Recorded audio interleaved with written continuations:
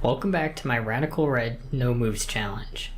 The next fight is a huge difficulty spike to an already difficult challenge, so I recommend watching the first two parts before this so you better understand what's going on. You might want to do that anyway since I haven't updated this series in a while. Before going into Sabrina's gym, I'm given a Mega Ring. By having my Pokemon asleep or paralyzed, I can actually Mega Evolve, so this should come in handy.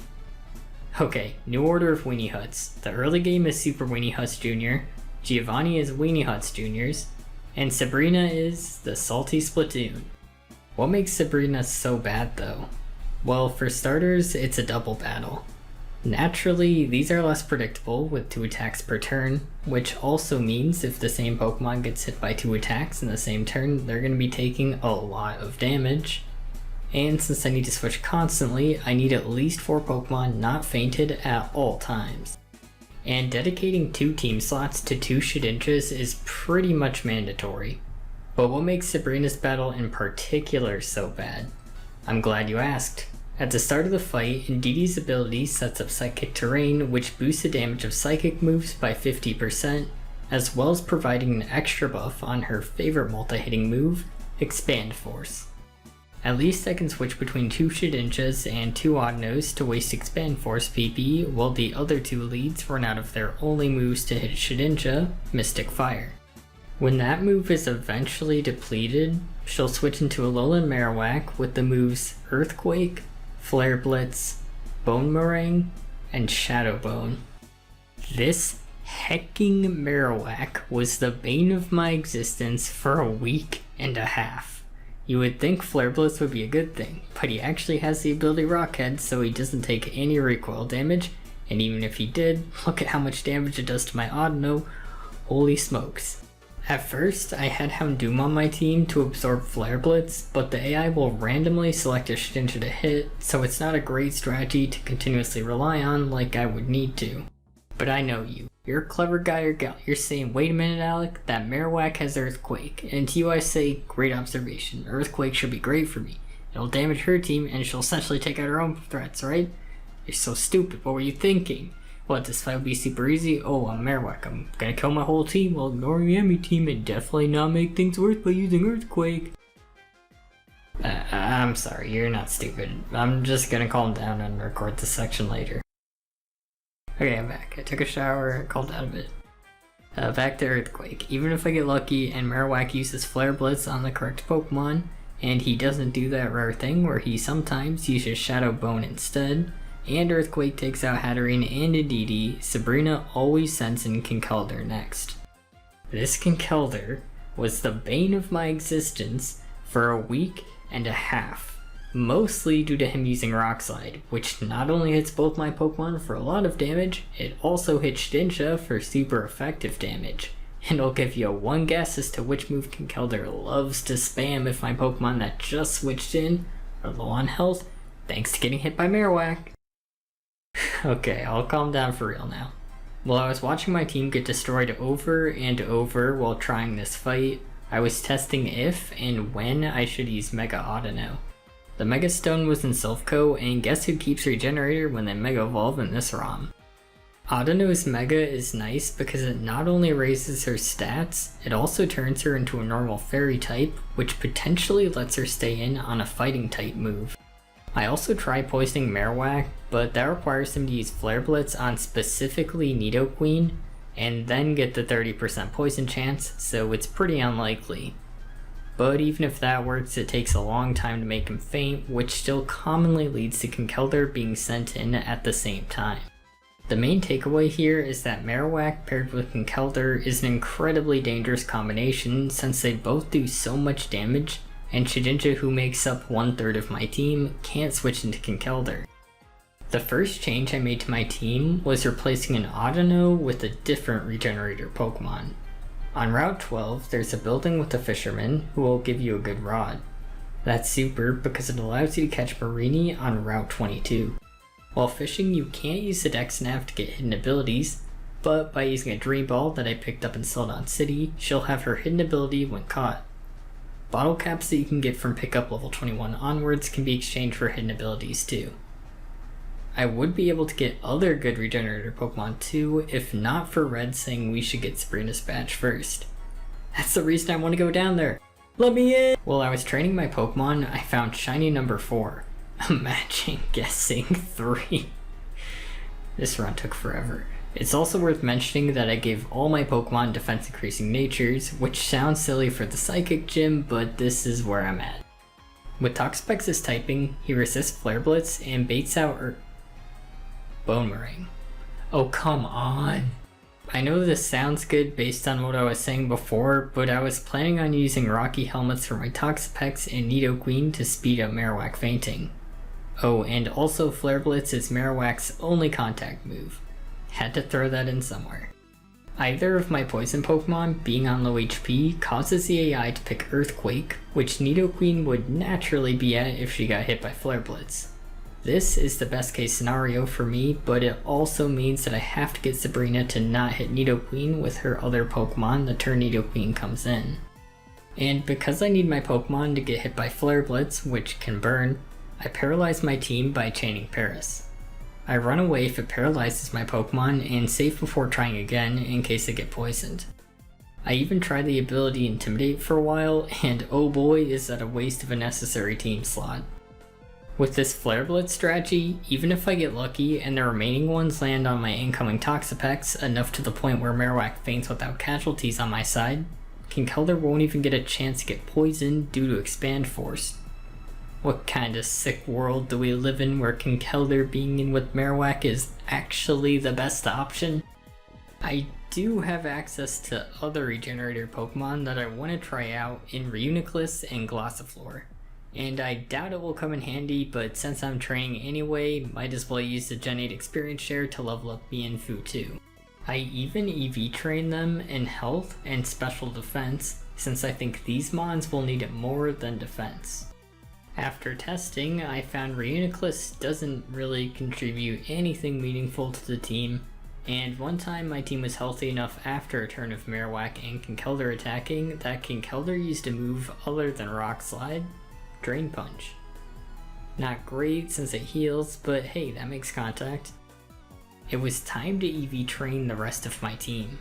I breed Marini since I needed it to have a lower level to get EVs anyway, and settled for decent enough defensive IV and perfect health IV total. I was able to chain for perfect IV Nidoran, for this playthrough standards anyway. I train health and defense for obvious reasons. I try some variations of my team and found that Toxapex and Audino work fine as the two Pokemon I alternate with my Shedinjas. I absolutely need Poison Point to work on the first time, which also requires Marowak using Flare Blitz and hitting the right Pokemon. So I feel like now is a good time to remind you that every time I restart, I have to PP stall for 20 turns to get another attempt this far. I do allow emulator speed up, but no save states, since that would allow me to easily get perfect RNG with every non 100% accurate move missing, and Poison Point proccing every time. With Conkeldurr in, since I need him to faint around the same time as Marowak, I was looking for ways to get him to use Drain Punch instead of Rock Slide, which in my experience he will always use the latter on low health Pokemon, which mine will almost always be. However, I was able to get this to happen when my Nidoqueen held a Citrus Berry to heal up, and since she resists Rock Slide, Conkeldurr actually used Ice Punch. Oh come on, if both my Pokemon are too healthy, he'll also use it? I changed my team to contain 2 Shedinjas, a Toxapex, Audino, Nidoqueen, and Eldegoss. I found that if Porygon 2 switches in with Marowak, that's an instant loss, which at first seemed to be due to it holding an Eviolite for extra bulk, which makes it survive too many Earthquakes. Getting the Marowak to use Earthquake is hard enough, but the poison will take Marowak out before Conkeldurr comes in, and my team is built for Porygon 2 to come out after the 2 biggest threats faint, so they just end up fainting to high power Flare Blitz instead of being immune to Earthquake due to my new force switching order. I even tried using Rocky Helmet on Toxapex to make Marowak faint fast enough here, and test what I would do with the save state to see if perfect RNG from here on would be a victory. I can bait a punching move on Eldegoss, so I switch him out for Nidoqueen, who gets very luckily Drain Punched instead of Iced. With the poison up, I had to switch between my 4 Pokemon that weren't Shedinja, so as not to faint a Rock Slide, and I almost did it but had 1 Shedinja faint, which means I can't beat the remainder of the fight. But the rest of the fight should be possible, right? After all, Rock Slide can miss, and if I really used this strategy, I probably would have realized I am able to get a single Focus Sash at this point in the game.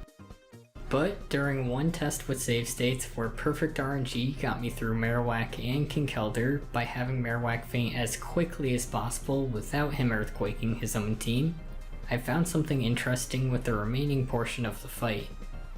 Switching between 2 Shedinjas and 2 Regenerators would seem to be a perfectly fine solution. After all, this way enemy Pokemon would completely run out of PP while mine are still healthy, so what could possibly be the problem here? There shouldn't be one. You must just be hyping up this last selection just cause like, haha, this kidding, this works great, and then show how I actually beat the fight. And you'd actually be right, there isn't a problem here. There's 2. The first one isn't anything major, it lowers my chances of winning by a lot, but it's still technically possible. And that is where Sabrina's Pokemon struggle. If 2 of them take out both of my Shedinjas, I can no longer switch. And remember that thing I said about always needing 4 Pokemon so I can actually switch each turn? Well, that's technically not true since getting fully paralyzed or being asleep allows at least one of my Pokemon to stay in. You can even guarantee 3 sleep turns since sleep turns are decided right when your Pokemon is put to sleep. Simply have a wild Pokemon use a sleep inducing move, run away, save, and encounter another Pokemon.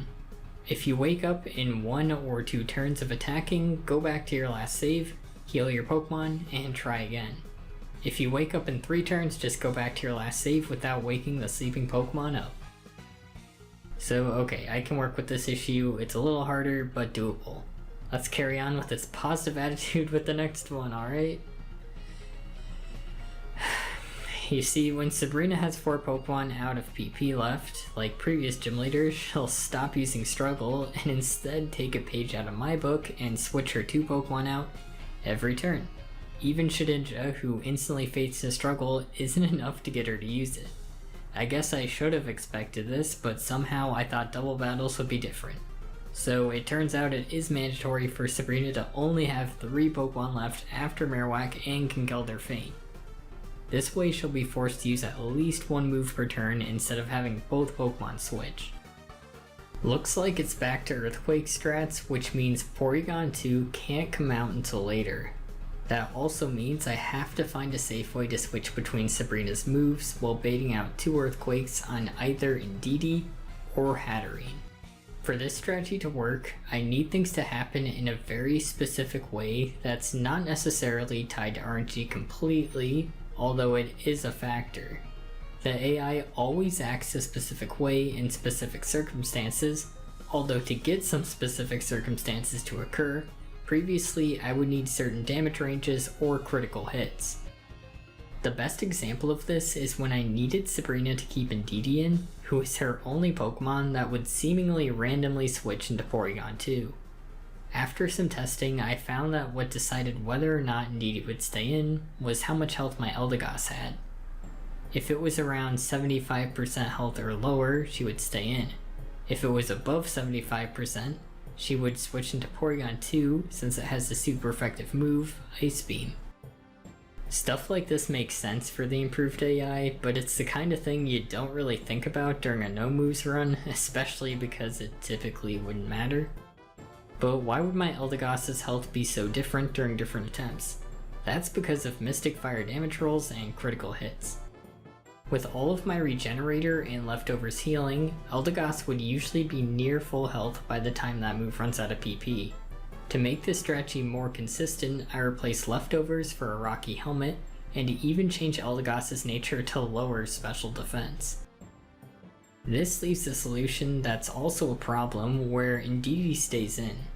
She always uses Hyper Voice, so I alternate between a Chillin' Berry and a Citrus Berry, since Nidoqueen was at an annoying damage roll threshold, where she would sometimes faint to Flare Blitz and Hyper Voice, while I still needed her alive to poison Conkeldurr.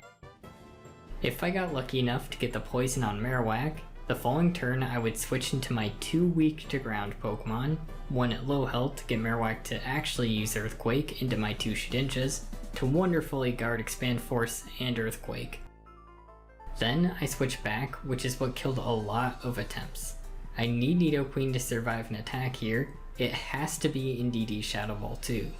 Now when I switch again, Earthquake will finish off the Indeedee, and after that there's still the issue of baiting out a contact move from Conkeldurr, which I couldn't find a consistent way to do, and let's not forget that even if he used a contact move, I'd still need a 30% poison point activation.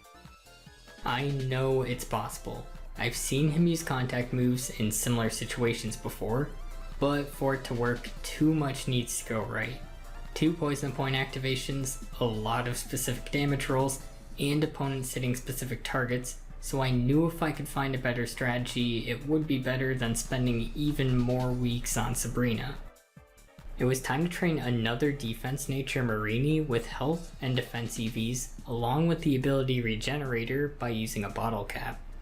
But now I've got the same problem I had with 1 Toxapex, where even when 2 are in, Marowak chooses Bonemerang over Earthquake 100% of the time. The reason he was using Earthquake before was due to Nidoqueen being low after a Flare Blitz, which isn't the case with Toxapex's resistance to fire. That's why I came into the fight with 1 Toxapex at just over half health. Now when my 2 Toxapexes are in, both times, Marowak's Earthquakes hit Indeedee for the 1 KO I need. My team is also at the perfect damage threshold for the Conkeldurr portion of the fight. Marowak will Earthquake when my Toxapexes are in still, and my other Regenerator Pokemon are healthy enough after that and the Rock Slide to get Conkeldurr to use Drain Punch, and Marowak to use a resisted Flare Blitz. And not just once either, but the entire time Conkeldurr is in thanks to my Regenerator Pokemon typings. This causes Conkeldurr to faint first, leaving the last big threat in the fight, Marowak, at a point where he only needs 3 more Rocky Helmet ticks. As long as I can continue to bait the Flare Blitz out like before with Eldegoss, I should be set, and I do. At this point, victory is almost guaranteed, so long as I do the one thing I swore I never would.